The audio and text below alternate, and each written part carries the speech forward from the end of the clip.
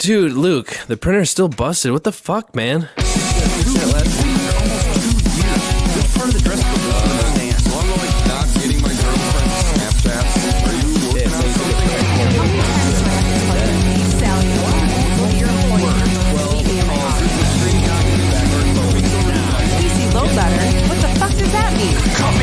Welcome to the Topless Robot Podcast episode... Fuck, is it 4? It's 4 already, I think. Is it 4? No, it's 5. Is this 5? This is 5. I've actually spent 5 days locked in a room with you fuckers. Jesus. I mean, like, it's not like it was in a row. That's true. I'm Ryan.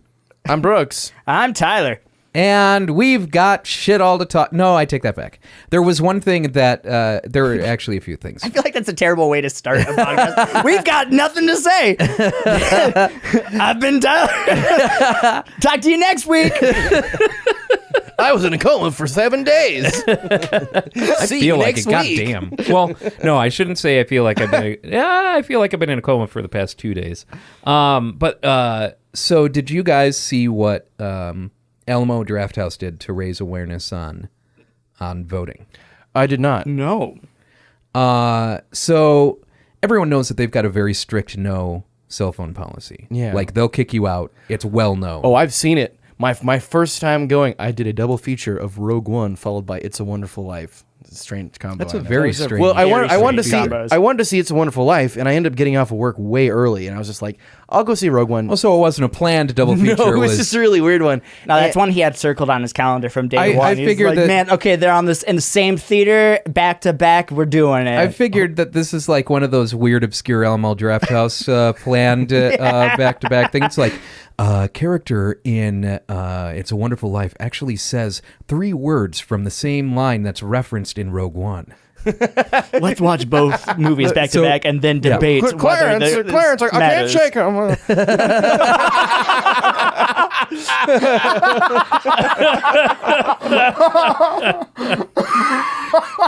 Oh, man. Strike me down with one of your hatred, Mr. Bailey. So you were saying you've seen this in I saw it in action. So I was watching It's a Wonderful Life and enjoying it because that is one of my favorite movies. And the guy sitting next to me, so he was already a little tipsy when he came in because he was hanging out at the bar, which is another thing I like about Alamo Drafthouse. Of course. It's like, well, I can, if I so felt it, I can get a beer and enjoy it with my and not homie. just a beer, but good beer. Yes, And for lots of good local stuff. Great craft. Although I got a PBR. Okay, that's just insulting. Well, they didn't have Shiner, so and like it's a Texas. They're from Texas. So. Yeah, but they still have a lot of very Very good local craft beers. And food, and I love that the popcorn comes in a metal bowl, not a bag, so it's not like that crinkling sound next to you. But this guy, who was like a teacher or something like that, he said he was a teacher, and he was like. Did he just announce this to the theater as he sat down? Like I said, he was. Is that how you knew that he'd had a few? He just arrived in the theater and went, "Hello, everybody! I'm a teacher." Well, Just in case this comes up on a podcast somewhere down the line, I am a Yes. teacher. Stories, So you know? stories prefabricated by time. No, he was like sat down, was like it was well before even the stuff they showed on the screen got started. Like I was just waiting around, so I got in there as soon as I could, and this guy rolls in, and he's sitting down making conversation because I'm like by myself, so I can't like pretend like I'm talking to the person next to me to avoid talking to other people. Sure. And so he's just making small talk, whatever. So the movie starts, and he's had a couple of beers, and by a couple I mean like 4. And he starts like shouting something like, no, don't do it, like at the screen. And they like, oh, it was great. The goons came out, and He's doing this to... It's a Wonderful Life. Oh, it's a... What? Yeah, I know, right? The most hardcore movie ever I have made. so Never many mind questions. that. Is this the first time he's ever seen It's a Wonderful Life? No. That's the thing. He's just like, this is one of my favorite movies, and I'm like, okay. Well, it's like, well, me too. I'm getting excited about this. My first time at Alamo Drafthouse, and then they bounced this guy out, and I was just like, that was amazing. I can I control the fate of every other audience member with this little piece of paper. I can't get them necessarily kicked out, but I can use it as a means of intimidation. But he had to know that it was you because you were probably the only other person in the theater, right? No, it was full. Oh, really? It was full. Oh yeah, a lot of old people. I like how you just kind of expect Brooks to be the only one in this theater. Like, you're the only big enough movie nerd to be going to go see It's a Wonderful Life at Alamo Drafthouse. Besides him, I feel like he's being singled out. I'm on your side. No, I mean, think about it. Look, I was probably just wait till Christmas and watch it on TBS like the rest of the world. No, I wanted to see it. I want to see it on the big screen because I love that movie so much. It's one of my favorites. Okay, but like really, I very genuinely love the movie, and so I show up and I'm wearing like my Clash T-shirt and my like leather biker jacket, and I'm just like this got my hair's up and I just look like this guy. Like, people got to be like, why is he here? This guy must be here for a discreet drug deal. Yeah, like the person who sits next to him is just gonna pass me the bag of popcorn, got a bunch of money in it. Oh, that'd be wonderful. Yeah, that's actually a good idea. It's a good idea for a sketch. You just slide the little baggie of cocaine underneath the popcorn. You make the deal, but you end up getting stuck because you think you're the only people in this movie, and then a bunch of people fill the row. Yeah, and right. So you end up being stuck having to watch a movie that you don't care about with someone else who doesn't care about it and happens to be like your drug dealer. And you're just like, well, we saw Four Christmases, Christmas and the Cranks 3 or something like that. Went to Runaway Bride. We were at the showing of Pretty Woman. 10 Things I Hate About You. No, it just makes me think of whatever the movie that Frances McDormand takes all of her dates to in Burn After Reading. What are you doing up there?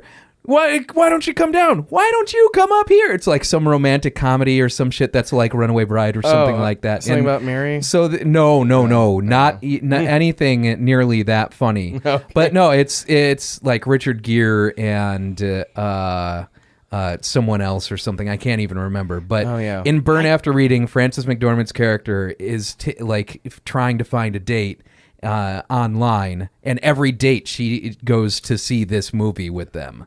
And so we just get little excerpts of this movie, and it's just That is the most random small reference. I don't think I've actually ever heard anyone reference Burn After Reading before. I'm a huge Coen Brothers fan. I am too, but that's not the Coen Brothers fan movie that people reference. I love Burn often. After Reading. I do too. I love that movie, but everyone I talk to hates that movie. Especially J.K. Simmons at the end. He's like, what do we learn from all this?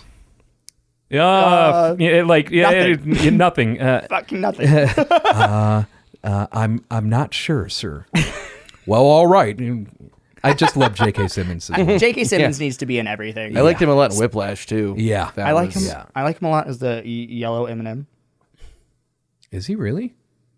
Yes, wow. he is. What? And then red M&M is Philip J. Fry. Yeah. Is he really? Yeah. I didn't know that. But yeah, J.K. Simmons has been the yellow M&M forever. And watch, I'm going to look this up and I'm completely wrong. That'd be really hilarious if I was wrong. But no, I'm like... You think all bald guys look the same? Yeah, right. Sixth Sense. Oh, look, it's J.K. Simmons. It looks like J.K. Simmons. Can't tell if that's Bruce Willis, J.K. Simmons, or Moby. I didn't know Mr. Clean was in this. So, Alamo Drafthouse, in order to yes, get people I was right, to by vote, the way, sorry. It was J.K. Yes, Simmons. and he's been it since the beginning. Wow. Wow. So they posted an article that was like, should we keep our cell phone policy? You vote.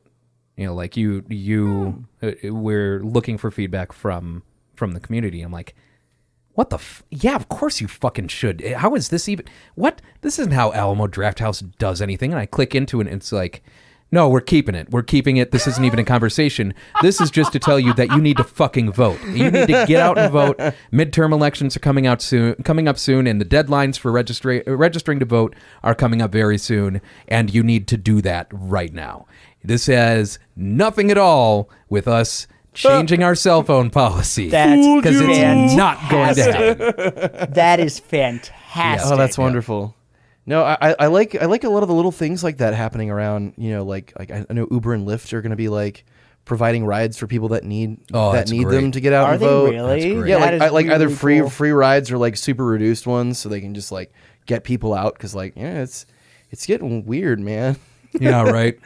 And a getting lot of weird. people are identifying that, and it's like, look, if you're going to make it harder for people to vote, then we're going to bridge the gap. Yeah. Unfortunately, I don't know how we're going to bridge the gap that was just blown to Native Americans. Yeah, fuck that. I'm that North Dakota thing. Like that was just like it's. Try not to be so obviously dastardly, guys. Yeah. Like I'm just seeing like a guy with a mustache at a desk being like, and now enact this next evil plan. And it's like, come on. if I'm not mistaken, that was Brett Kavanaugh's first deciding vote. Oh, I see. And I don't know all the details, but as far as I know, as I recall from the little bits that I've read here and there, it's requiring a federal ID in order to vote, and Native Americans are frequently only issued a reservation card. What I was reading about that was something about you need to have like a physical address and not a PO. Oh, box. that's what it is. That is what it is. Yeah, and it's like well, that's like that is very purposely Yeah. meant to take away the voice of the people that they don't want voting. And the issue, that's what it was, because on the reservation they don't have street addresses. They the post office will not issue them street addresses. They will only give them PO boxes. Mm-hmm. And so it's not even a thing where it like they can just go get a photo ID or whatever. That's what it was. I had totally spaced that. Yeah. But yeah. It's I went down last It's week. disgusting. Yeah. Yeah, I went down last week to the recorder's office because I was just like, you know what, I only have a couple of days and it's been a while since I've like checked in on that since the last time, and I was like, and I had I couldn't access my information for some reason, and I was trying to look it up, and I was like, you know what, I'm going down to that recorder's office. I'm gonna make things right. And I was wearing my Days of Future Past t-shirt, and blasting some punk rock on the way in there, and I was just like, I walk in and I'm just like ready to be challenged for some reason because I'm just so pumped. And I ring the bell very gingerly, and I this lady that looks like Kevin's mom from Home Alone. Okay, sure. Just really nice. It's just really nice. Kevin! Yeah, it's really nice. And I'm just like, and she's like, can I help you? And I'm like, yeah, I need is this where I can go to make sure that I'm registered to vote? And, and she's heard this 1,000 times today already. And she was just like patiently waiting for me to finish, being huffy. And Sure. She's like, yeah, here you go.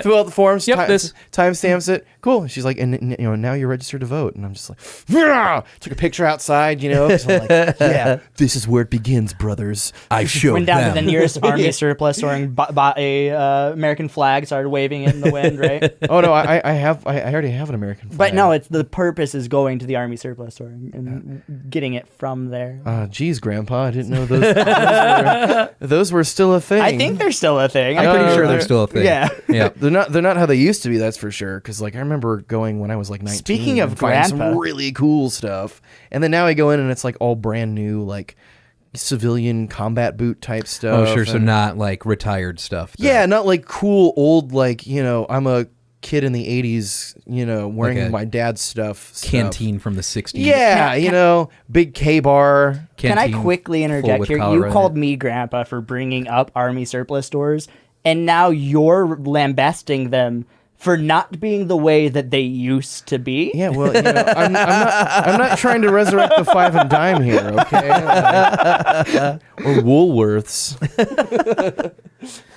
These Meanwhile- damn kids ruining my army surplus stores. Meanwhile, I'm sitting over here older than both of you, just chuckling. Yeah. Older than both of us combined. In his head, just on repeat, get off my lawn, get off my lawn, get off my lawn. You damn kids. Quit making what's the racket?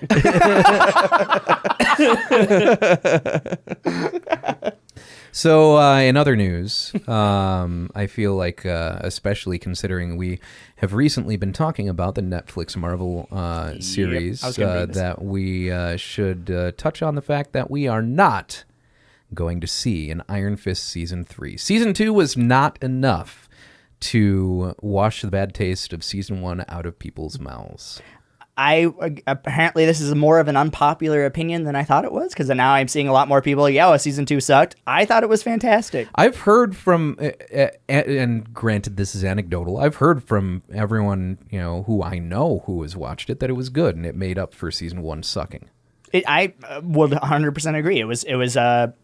It was good, not just because I had really low expectations, in my opinion. Like, I literally had the lowest of expectations. It was just like Red Baron Pizza. and Totina's party pizzas. I'm not expecting... Flying with the lowest expectations. I like that you said, it's not even Totino's. You said Totinas. It's the knockoff Totino's. Brotinos. You know what you're getting into.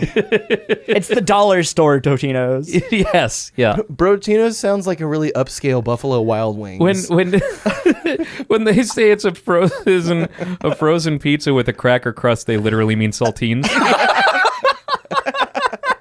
Except not saltines, because saltines is a brand. It's the off-brand soda saltines. crackers. Just salt crackers. Value Salted choice. cardboard. God, that just makes me think of Paul and Storm have a series of short jingles that they wrote, and they made one for Domino's. It goes, when you're done with your Domino's pizza, eat the box because it tastes the same. Domino's, because no one else is open. I mean, but you don't see Totino's out there filling potholes.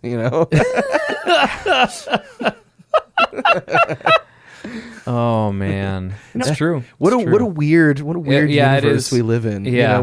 We have Domino's going and filling potholes, and we have Pornhub with snowplows. I mean, honestly, if you're And- going to give Pornhub a job, a snow plow would be the perfect job for them. Yeah. That one And actually it would makes have a lot to be of called sense. Mr. Plow. Yep. The Pornhub is also like the best insight into the actual,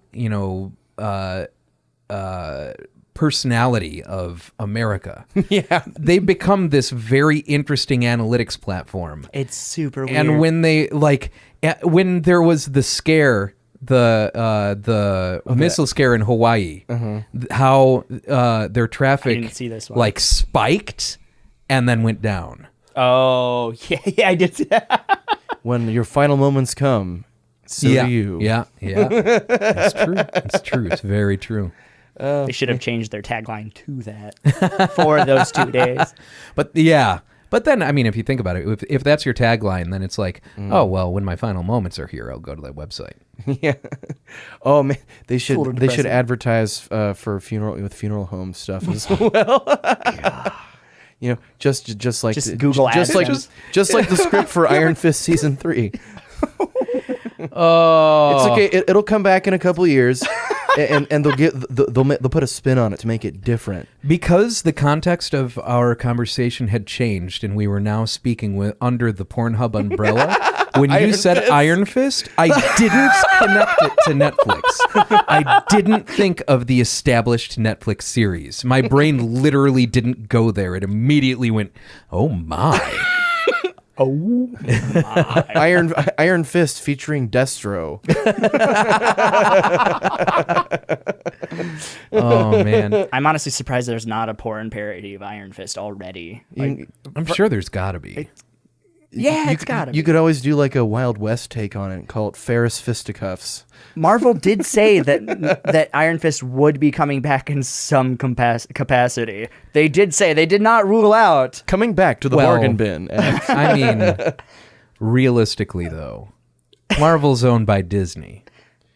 Yeah, that's true. Iron Fist will be back in your queue if you're a completionist. Which actually reminds me of other news, which is good and bad depending on how you look at it, in the comic entertainment sphere of James Gunn Oh yeah, is Suicide Squad now going to be put in charge of Suicide Squad, which means we might actually get a good Suicide Squad. Suicide Squad. Suicide Squad. Suicide Squad. It's the Suicide with scar squiggles. Skarsgård. Not a bumblebee. I'm bummed that we won't have him on Guardians of the Galaxy. Yeah. I'm very bummed. They're going to use his script. Such though. a great. Oh, are they? Mm-hmm. Really? They are using his script, which is, it's cool because as fans, we're gonna at least get the next Guardians the way it was supposed to be. Yeah. Besides, him directing, but yeah, if I remember right, they said that they confirmed that they're going to use his script at least. He sold them their script, which was rigged to self-destruct when they got to the middle of the page. It just says "fuck you, Disney." Boom. Wait a minute, this is the script from Guardians of the Galaxy 1. But as we didn't notice because they were very similar. To see DC hiring as like talent that has established themselves as knowing how to take this specific type of material and make it really, really good. No one knew who the fuck Guardians of the Galaxy was before the movies came out. I barely knew. I knew who Star-Lord was just because, when you read a lot of Marvel, their characters get around, but it's just like, I don't care who this is. I knew about Rocket Raccoon, and that was pretty much it. But so no one thought that movie was going to do well because, sure, you make an Iron Man movie. People have heard of Iron Man. You make a Thor movie. You make a Captain America movie. These are established, well in the collective consciousness of even of people who the haven't world. Even people who haven't read the comics, Right. kind of have a vague understanding of who these characters are just because of pop culture. So and yeah, everything. it makes sense to make those movies, but Guardians of the Galaxy? Guardians fucking clue. kind of opened up that whole hey, we can take some property that wasn't really that popular to begin with, and we can make it fun and awesome. And now aren't they making a Squirrel Girl? I think so. think What I want them to do is I want them to make a Beta Ray Bill movie because I Beta don't Ray know Beta Ray don't Bill. know Beta Ray Bill. Beta Ray. So you should pull up what he looks like because it's like Thor, but slightly cooler in an alien sort of way. Oh, I'm not interesting. gonna lie, I kind of thought you said Gatorade Bill for a second. And I was Gatorade like, Bill. is this a corporate tie-in to Oh, Gatorade? I have seen Beta Ray Bill before. Yeah, it's just like you can take stuff like that now and you can make movies out of that. Yeah, right. Because it doesn't have to be important to your cinematic universe, although Guardians is. But you could take stuff like that's why we got Luke Cage and Iron Fist and honestly, Daredevil. Agents of S.H.I.E.L.D. too. Agents. Well, I don't really like Agents of S.H.I.E.L.D. Yeah, I kind of did after they got through. Have you not watched Agents of S.H.I.E.L.D.? I have. It's just really I'm suffering from superhero fatigue at the moment. I really But it's the enjoyed- only place that we can go to see Ghost Rider. It is. Or you could get Ghost Rider Spirit of Vengeance from any bargain bin, or and fast forward to the Nick Cage parts. Which leaves 15 minutes. I actually liked a lot of people give Agents of S.H.I.E.L.D. a lot of crap, but after it was able to get beyond the movies, it was kind of stuck. They were it felt like it was waiting for Captain America Winter Soldier stuff to happen, and then once it got past that and got to be its own thing and wasn't relying on the movies to give it some placement in the world. Sure. I thought that it got really good. There's a lot of interesting characters. Yes, we don't get a ton of superheroes until later on once we start. But the writing was good. The characters were great, and I've only seen the first 2 seasons. okay. And it's interesting. I find the characters to be likable. Grant's interesting. Sky is cool. And, Yeah. But it failed to kind of hook me. It takes a while. That is one of those that I kind of made fun of a podcast or two ago about like, oh, we have to wait 7 seasons for it to be good. That was one. It was like a season and a half, then it got really good. I mean, I felt like I really wanted to stick with it, and it wasn't bad enough for me to go, nah, fuck this. But it wasn't good enough for me to go, when's the next episode? Because there wasn't a lot that happened the first season or so. Like it really was all just character development. Like they didn't have a lot of big, oh, gotcha moments. Like Sure. It was just kind of well written, decent, really good characters, not The low call quality. came from inside the helicarrier. Yeah. Basically, when you start getting into Phil and everything that happens to Phil and all that stuff, that's when it got really good. But Yeah, I need to revisit that. I really need to revisit that. I like that part very much where Phil called in Genesis. Boo! And just so you know, I'm not going to everyone's give you the silent treatment for that one like we did last week, but I'm just going to let you know you should feel ashamed. Everyone I can say feel in the goodbye air to tonight. Brooks. God, no! Everyone say goodbye to Brooks. I'm forcibly throwing him out of here. I'm normally a lover of puns, but you can go home, sir. Also, in the comic media news, Titans debuted this past week. Oh, I forgot about that. I completely forgot that was happening. So it's the first, I think, DC Universe exclusive. Oh, for their streaming service? For their streaming Okay. service, right. And I watched the first episode. Is it good? I am hopeful. I'm not impressed. I wasn't impressed by fuck Batman. Yeah, it seemed a little edgy there, you know. I mean, It felt like edgy for edgy's sake. They are DC being Comics is really cool. super edgy. There's a lot of death, a whole lot of death. It's kind of weird because isn't like the biggest complaint about the DC universe right now is that they keep on trying to revive, Dark Knight and the edgy, dark, gray, sad, and it's like the first one.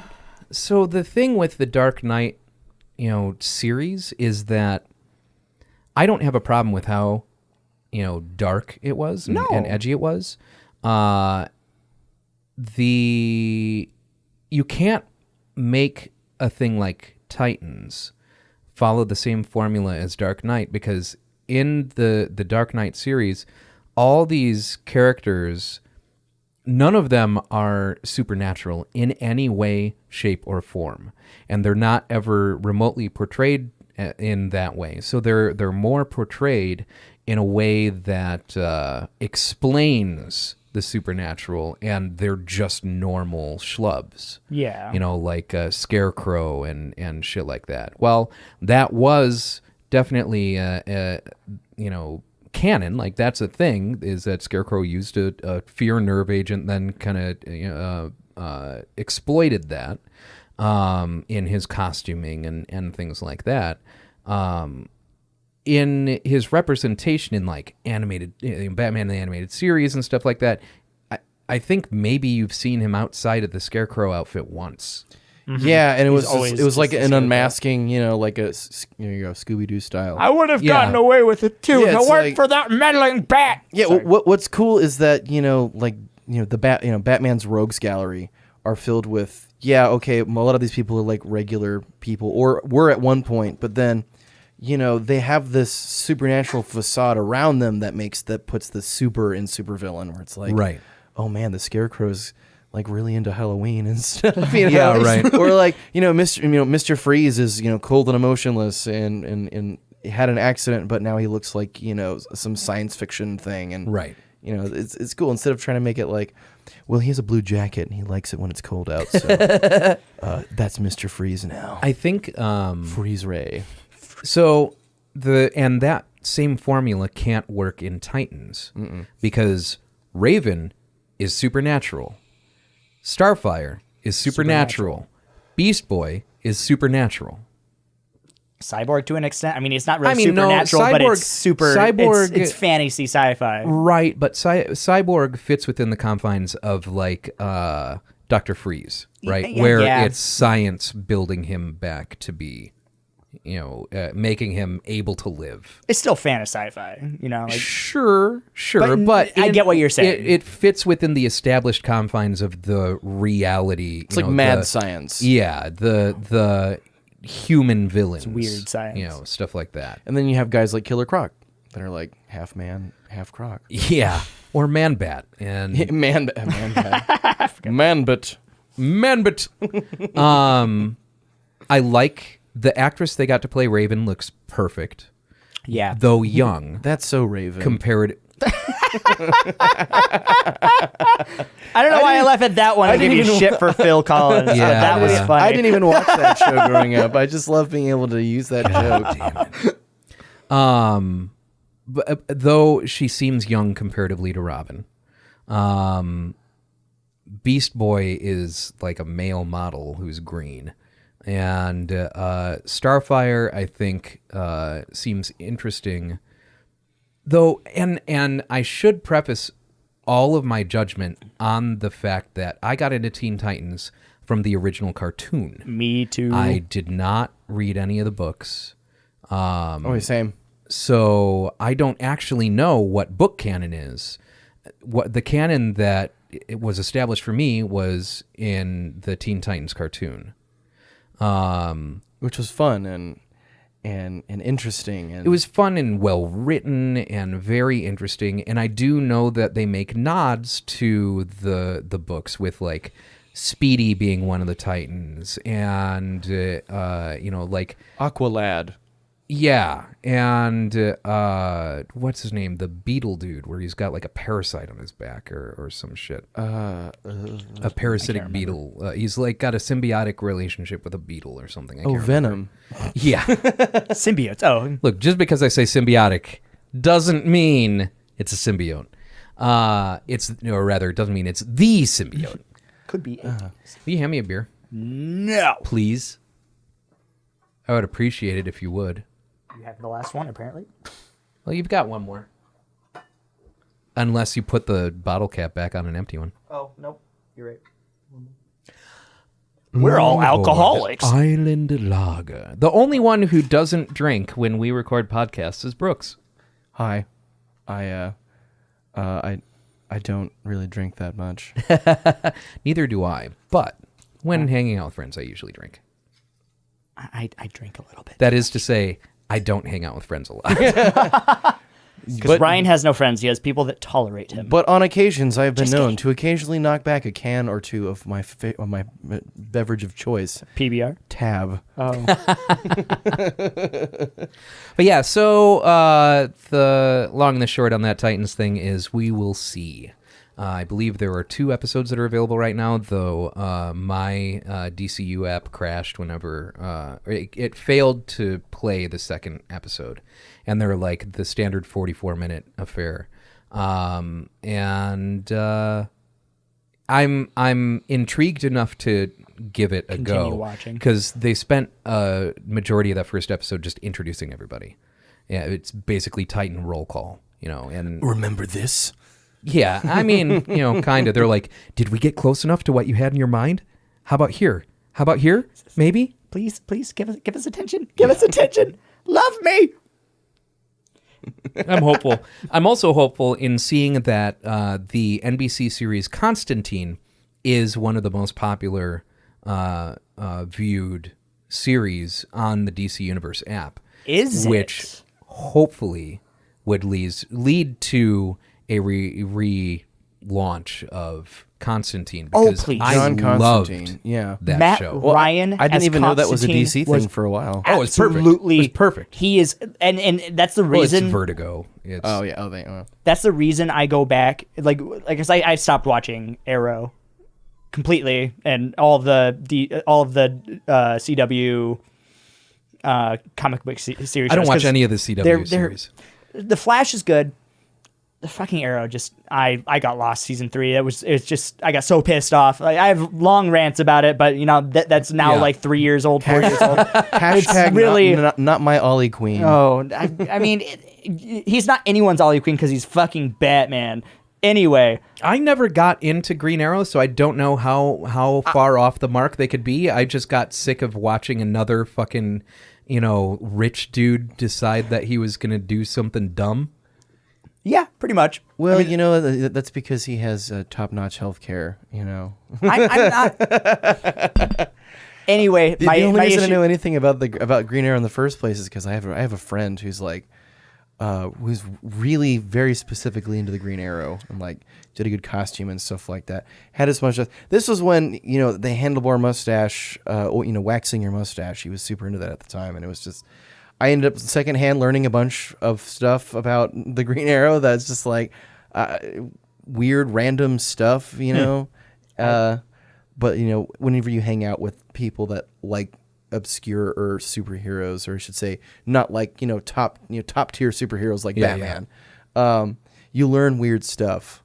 I do have to preface this. I never read the Arrow comics. I just really liked the first couple of seasons of the Arrow. After the first half of season 1, it was the first comic book show. Was it? Like the one. I mean, not really. If you want to go back, but in the revival, like Smallville and shit like that. For sure, Smallville was the first. Or the Flash from the 90s. I mean, I started watching that. That's on the DC Universe app, and I started watching that. That's some cheese-tastic nonsense right there. It was the revival that started really kind of the revival of the comic book shows. Like, that's what I mean. I know it's not the quintessential first one, but like there wasn't a lot of comic book stuff on TV when the Arrow came out. It was really cool to watch. It had a rocky first half of the first season, but after that it got really good. And I mean, we have John Barrowman as Merlin, and Merlin, which is always really fun. I love John Barrowman, but I don't know who the fuck Merlin is in that universe. He's a wizard. Yeah. Well, no. Thank you. But John Barrowman for that is in the show. clarification. For your information, he's fantastic. I love John Barrowman. John Barrowman's always fantastic. But it got to a point, jumped the shark way too much. I lost it. But going back to Constantine, Matt Ryan has made a few appearances in the Arrow. Really? Those are the episodes that I come back to rewatch just because it's so good. He is fantastic. As much as I loved the Constantine film, I realized that is not John Constantine. Keanu is not John Constantine. Johnstantine. Johnstantine. John Wickenstein? I'm going to cut off your Johnsonstein. Johnsontein. So I would more than welcome a Constantine continuation, reboot, revival, whatever it may be. There are plenty of Hellblazer storylines for them to pull from.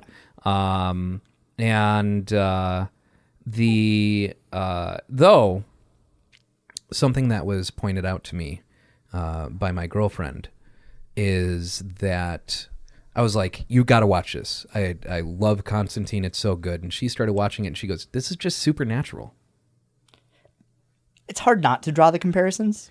But especially considering it got to one episode, and I can't remember what episode it is off the top of my head, but she goes, they had literally this exact storyline in Supernatural. The exact storyline. The exact villain, the exact storyline. Who wore it better? And I remember that episode too, actually, and I'm having difficulty like remembering exactly which one, but I definitely every once in a while there was a few episodes that were close too that were kind of similar. But I don't watch Supernatural. I do because the two protagonists just seem like generic heartthrob casting. Honestly, they're kind of hilarious. CW generic heartthrob casting. We're appealing to a demographic right now. Yeah, but I love John Constantine. Like, he's not a heartthrob. No. He is the definition of a, I wouldn't say anti-hero, but like a reluctant hero in that, all of his things, whether he wants to admit it or not, everything that he does is self-serving in some way. And he's hard-boiled. He's broken because of that. And yeah, he's got this more like a noir detective. Yeah. That's what I love. I love the noir. Yeah. I could go on about my favorite noir movies all day. Let me tell you. But I Like you're asking for permission here. No, I don't want. I'm not no, asking. it will not be granted. It will not be granted. Not here. So the we Maltese only have Falcon. so much time. Yeah. I came to the realization after watching Titans that one of the reasons why I prefer Marvel to DC is that DC's the jocks Oh yeah. and Marvel is the weirdos. Marvel's got their jocks, but Marvel is moreover the freaks, the mutants, the fuck-ups. Yeah, the people who are, broken, who are not heroes by choice in a lot of cases. Yeah, there's Whereas DC, you've got Superman, who's the perfect fucking being. You've got Batman, a rich guy who decides to DC learn karate. Definitely has more rich guy superheroes. And I made this realization in Marvel's got Iron Man. watching Raven is on the bus on her way to school in the first episode, and she starts getting bullied on the bus, and the person who is painted as a savior is a jock, and that wouldn't happen in a Marvel, unless we're talking Scott Summers or something. His name is Biff Jocelyn. Okay. But it's that kind of they paint the jocks and the popular folk as saviors, the perfect people as saviors. As someone who grew up very much on the outsides of any sort of popularity, not even among the nerds was I popular when I was growing up. I was just some punk kid who was a fuck up in everything that I could ever do. I found a lot to identify with in Marvel stuff, where you had mutants who didn't really know what was going on, didn't know what was wrong, and it just needed guidance, and shit like that. I identified with that way more than the perfect being saving the fucking planet again. Oh yeah. I mean, like if you think about it, like, DC characters seem to have little consequence for being themselves, as far as like, oh, it's Batman. Cool. Everyone likes Batman. Everyone likes Superman. All the superheroes are hailed as. Not only does everyone like Batman, everyone likes Bruce Wayne. Yeah. Everyone is so likable, and nobody has to deal with the kind of thing where it's like, going back to the X-Men, because I'm an X-Men guy, as I pulled up my socks with the X-Men logo all over them just now, that, they were, they did what they could, they do a good job of saving, the planet a bunch, but everyone seems to forget that immediately, and it's just, let's put them in slave camps, let's kill them, mutants are bad, and that's in Spider-Man, Spider-Man also. Spider-Man. Public Menace. That kind of thing where it's like, there was more danger to be a hero as opposed to the danger being in how bad was the person you're fighting. Yeah.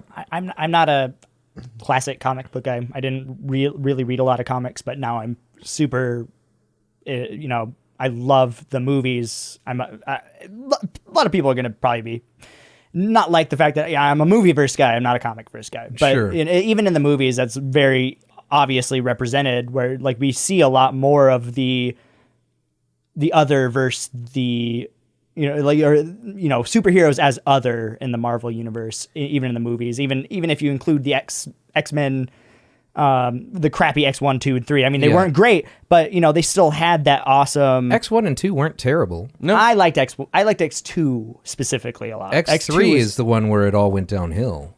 X1 has not aged very well. I haven't watched it. I've watched it in recent history, and yeah, it's pretty bad. It's weird. It's like I don't even know how to describe it, because like the leather outfits and stuff like that. It was like saber, coming off of like Blade and stuff like that, where it's like, oh man, our hero, all of our heroes move to an edgy industrial soundtrack, and it's like, it's like superheroes' weird emo phase for a second. Yeah. I don't know. Honestly, X1 and 2 come down to Ian McKellen and Patrick Stewart just eating scenery. Like, nowadays that's pretty much what it is. They do. Oh, it's just fantastic. Yeah, I don't know, man. Like, I didn't read a ton of the comics when I was growing up. I followed two major storylines in both universes. One was Death of Superman. Yeah, I remember that because one too. that was such a tremendous shakeup. It was Until they brought it fascinating to watch it happen. And a friend of the family was buying me these books, and so I was eating those up. And the other was Legion, the Legion storyline in X-Men. Have Oh, you yeah. watched Legion? I've watched Legion, yes.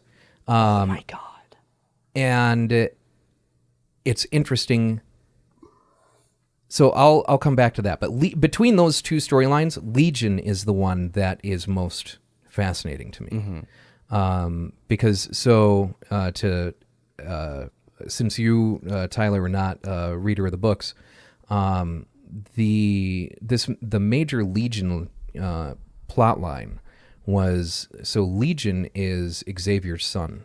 Yeah. And he is arguably the most powerful mutant to ever exist.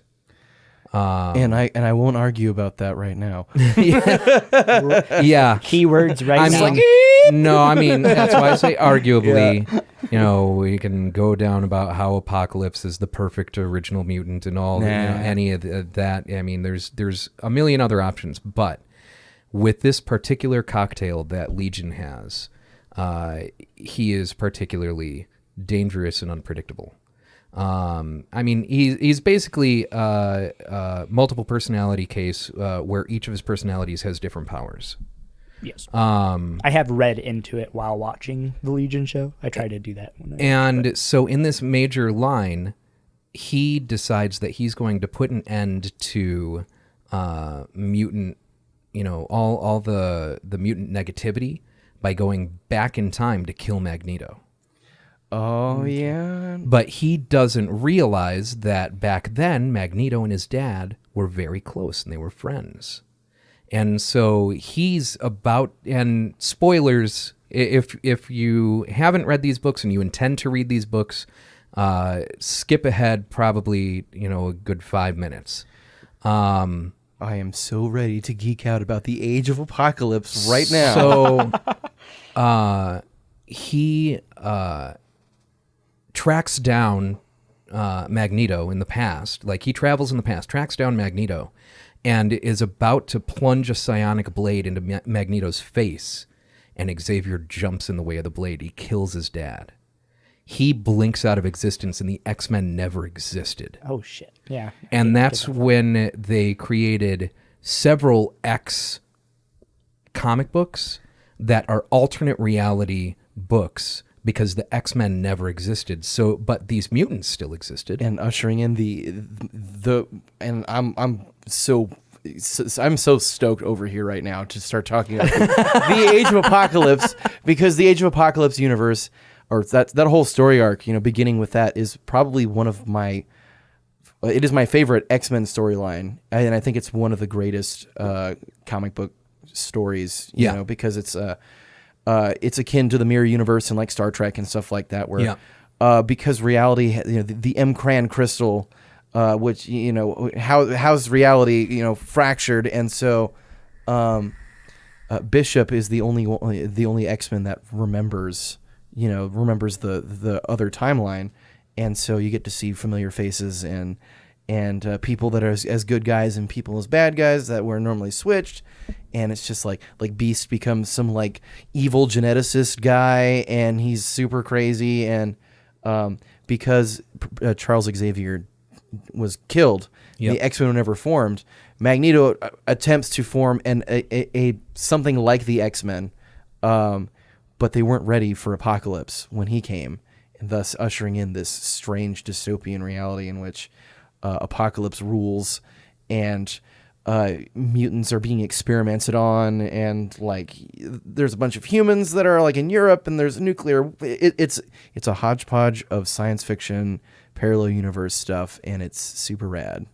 Yeah, I didn't go too far down the different branches that they went after the end of that Legion arc. Yeah. But it was one of the most intriguing and interesting, things to me in that storyline. I thought it was just fascinating. And shortly after that, like Rogue got her own book. I think Gambit got his own book too. Gambit got his own book. Shortly after that. They created a character out of the Age of Apocalypse universe, which is a different version of Cable. So it's not the Cable that we know and love. His name is Nate Gray, as opposed to Nate Summers. Sure. And he's X-Man. And so he was introduced into the regular X-Men universe via, temporal disturbance in the time rift Star Trek explanation. Sure. And so he gets to exist. He's genetically identical to Cable, but he has different sets of powers. He's not like a super tough soldier from the future. He's just like this guy who was raised by I think Forge and some other people, and has very strong psychic abilities. Think like a less cool Jean Grey with rad 90s hair. And I think I've heard of X-Man. Yeah, it's pretty cool. And then Cyclops in the alternate timeline has one eye because his other eye was clawed out by Wolverine. Interesting. And so Wolverine has a metal stump where his hand was. Oh, wow. Yeah, fucking cool. It's so cool because Scott and Jean Grey never got together because Scott, along with his brother, or end up serving Apocalypse. And so at the very end, they get to you get to see people getting together that would have in real life anyways, and it's this is cool. And then 10 years later, they tacked on to that other universe and stuff that happens, and it's crazy. You get to see Magneto, the greatest thing that Magneto I think has ever done, where he was concentrating so hard that he literally ripped Apocalypse apart, molecule at a time. And it was you got to read the Age of Apocalypse, dude. Yeah. I need to read. Yeah. I need to read really more comics cool. in general. So that's added to my list now. I say that it's added to your list. It's definitely added to my list. I love X-Men, and I just need to go back and read more comics rather than just watch all the comic book shows. Another one that I need to add to your list is a trade paperback called Marvels. Yes. It is basically the Marvel Universe unfolding from the point of view of a reporter across decades. Ooh, and that would be it's cool. it is a very well drawn, hyper realistic drawing. And you start out with Captain America and the Human Torch, the original Human Torch, who is a robot. And who's a bad Chris guy. Evans? Oh, sorry. No, Sorry. The original My bad. Human Torch. And Namor, the Submariner, who's a bad guy. And, all this stuff. And seeing I it have heard of this from before. the point of view of a reporter across these decades. And as you get, to the halfway point of the book, the mutants start showing up. And, he's covering the, essentially, racism against the mutants and things like that. And it's really amazingly well written and very good. it's so It's so cool. Yeah, I love the art style for that one. But I'm also a sucker for that kind of stuff, one-offs, alternate realities, going over to DC real quick with Red Sun. They take Red Sun's really cool. They take I the love concept Red Sun. I read that. of Superman, the last Kryptonian, landing on Earth. Well, what if he landed 12 hours earlier or later and landed in Russia?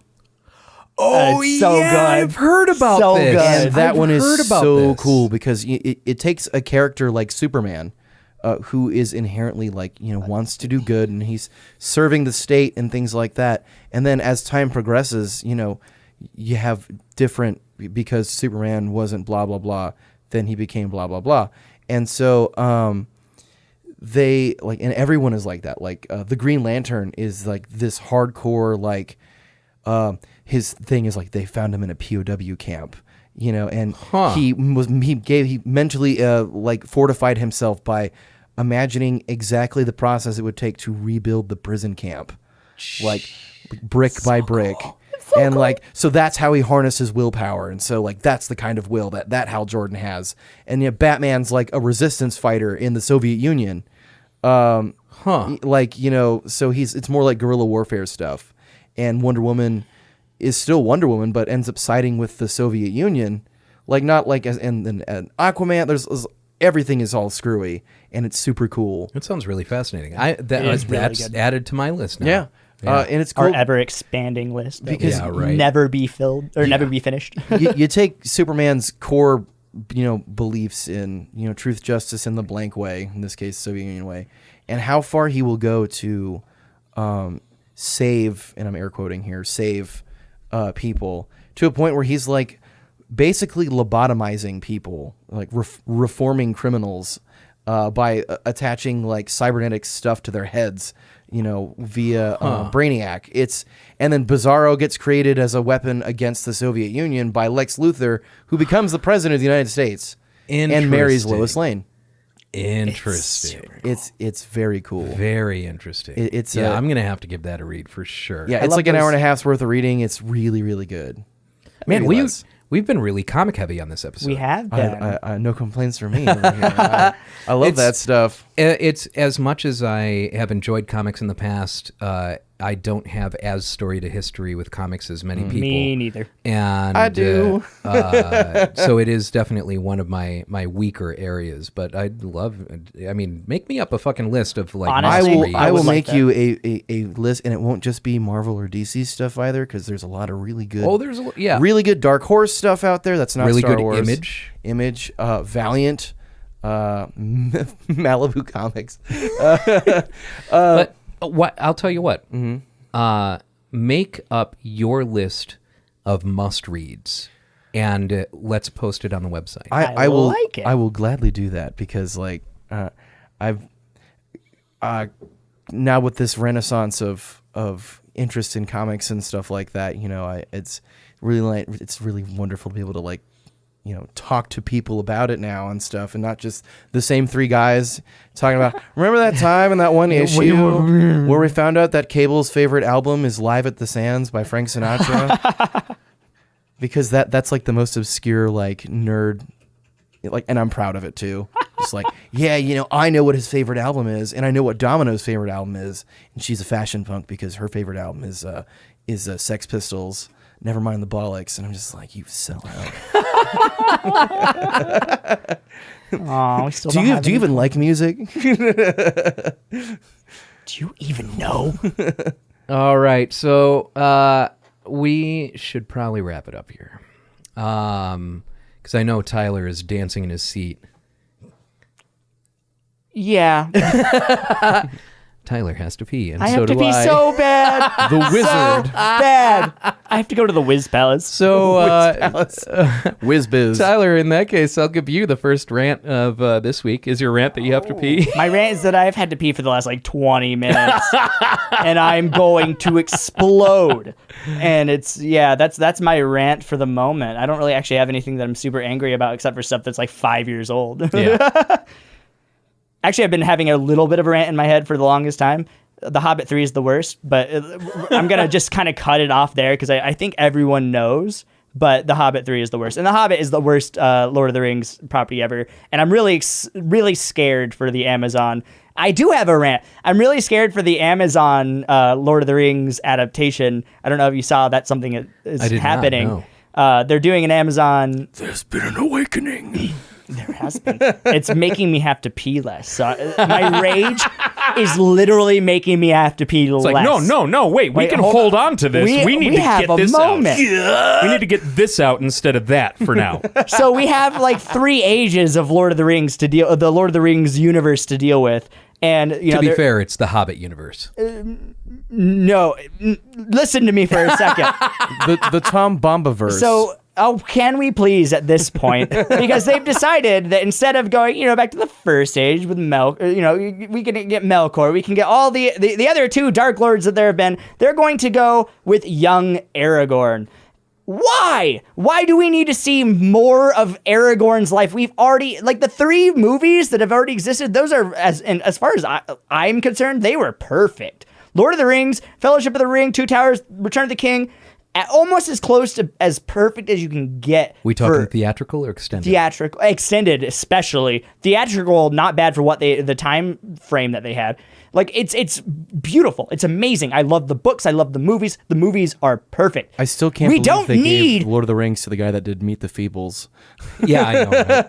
Right? We don't need early Aragorn. Like we know what happens. We're just gonna get a whole bunch of stupid drama, battles that really don't matter. I'm not excited for. I'm gonna watch it because I'm a consumer whore and how. But fuck, why? Why are they doing that? So you mean it's going to be the equivalent of making a movie about the Titanic? Yes. You know the ending. Exactly. So, it's... But the Titanic's ending hasn't been as endlessly analyzed as Lord of the Rings. We know what happened to the Titanic. It hit a freaking iceberg and sank, and but Lord of the Rings, tons of geeks like us, we've been tearing that thing apart for years, and that's... I'm just really mad. I'm really mad that that's what they decided to go with. Almost as mad as I was when I almost walked out halfway through Hobbit 3. Almost as mad as that. I've literally never been... When Dane showed up as a fucking the only CGI dwarf, are you fucking kidding me? Are you really gonna do that to me? Dane's a badass. And he shows up, like, why? You could have... Rage-inducing, and just why did you end The Hobbit 2?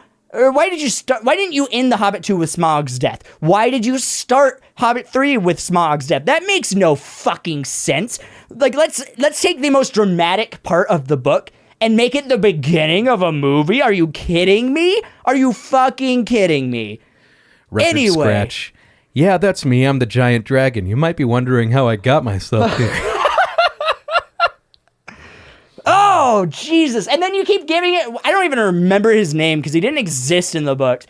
But the one guy that... He was the worm tongue replacement in The Hobbit. Okay. The mayor of Townsville. Basically. Whatever. The guy that they, like, for some reason... kept giving responsibility to, like, hey, you go do this important thing. He doesn't do it or does the opposite. And they're like, why did you do that? And he's like, I don't know. Okay, go do this other important thing. He doesn't do it or does the opposite. Why'd you do that? I don't know. And then they do it again. Like, every fucking time. Every fucking time. Like, seriously, why? I didn't think you had a rant. I didn't, and then I got on a roll. Is there such a thing as having the pee fever? Like, 'cause I think that actually might be just what happened. Yes. Because I am just, I don't have to pee anymore. I didn't pee. Sorry, I'm done. It's over. Rant's over. You're Rant's good. over. Wow, that was just like... Oh, I had that on my chest for the last, like, month. Oh, my God. Yeah. Well, I mean, maybe Amazon's trying to, steer away from that. Maybe they weren't so keen on the idea of repeating The Hobbit. Yeah, But that's what they're basically doing. We already have a prequel to Lord of the Rings. We don't need another prequel to Lord of the Rings. Brooks, I'm taking the fan away from you. Oh, I'm so mad right now. I'm so mad. I have to pee. I'm mad and I have to pee. I shall sniff in defiance about that. Brooks, do you have a rant? I don't think I do. I don't think I really do. No. Wow, that was weird, man. Hey, man. That just Is it normal for someone's eyes to move around like that? I think we all have the topics that we can get that way over. Oh, I do. Yeah. And I'm not going to crack open another case of the Age of Apocalypse. And I'm not going to crack open another case of Rise of the Teenage Mutant Ninja Turtles. It's not fucking Ninja Turtles! Whoops, I just did. I feel better.